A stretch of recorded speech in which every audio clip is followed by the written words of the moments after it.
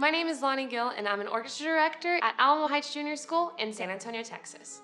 And I'm Johanna Kitchell, orchestra director at Riverside Junior High in Fishers, Indiana. Like many other things, dynamics come from bow usage. So helping your students learn to control their bow can really expand their dynamic range. Joanna and I tell our students to either change the placement, weight, or speed of their bow. We recommend only changing one of these factors at a time to teach your students. The first one is placement. There's two things that involve placement. First, where you put the bow in regards to the bridge or the fingerboard. If you're playing closer to the bridge, the dynamic will be louder, and vice versa. If you're playing closer to the fingerboard, the dynamic will be softer. Let's show them both.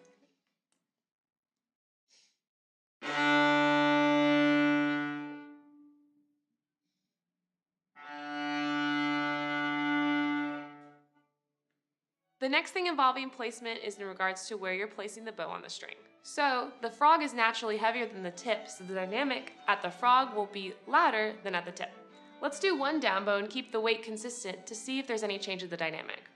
Ready?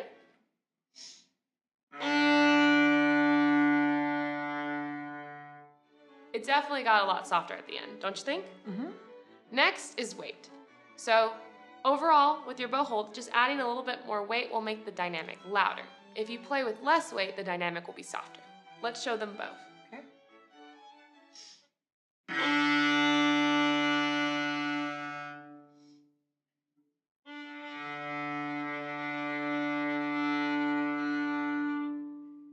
Nice. Lastly, you can change the speed of the bow. The faster you move the bow, the louder the dynamic, and the slower you move the bow, the softer the dynamic. Let's show them what it sounds like to pull a really fast bow on a D string. Now let's do the opposite. I want you to try moving your bow as slowly as you physically can without changing the tone. Can you do it? Mm-hmm. Let's try it.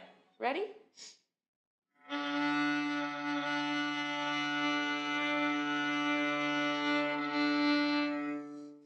That one definitely can be a little difficult to master for your students at first, but it's a great way to practice.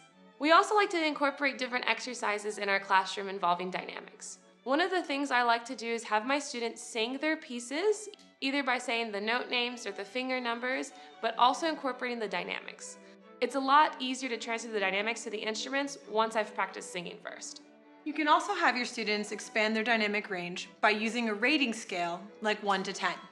I'll have my students play a passage and then ask them to assign a number. Let's say they give it a 6.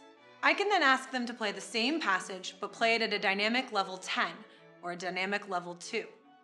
This allows them to expand that range objectively while not worrying about specific dynamics, terms, or symbols, and also separating it again from the music itself.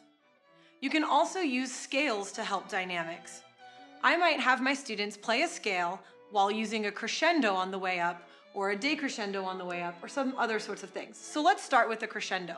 Let's do the first few notes of a D major scale, and we're gonna crescendo on the way up. Sure.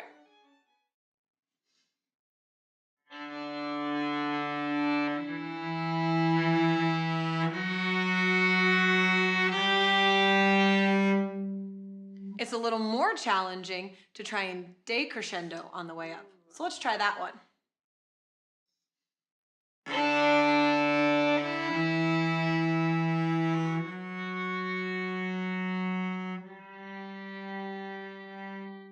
Another thing that I like to do in my classroom is allow my students to create hand gestures that symbolize different dynamics in the repertoire we're working on.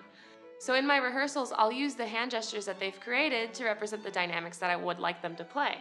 This gives the students ownership for their learning.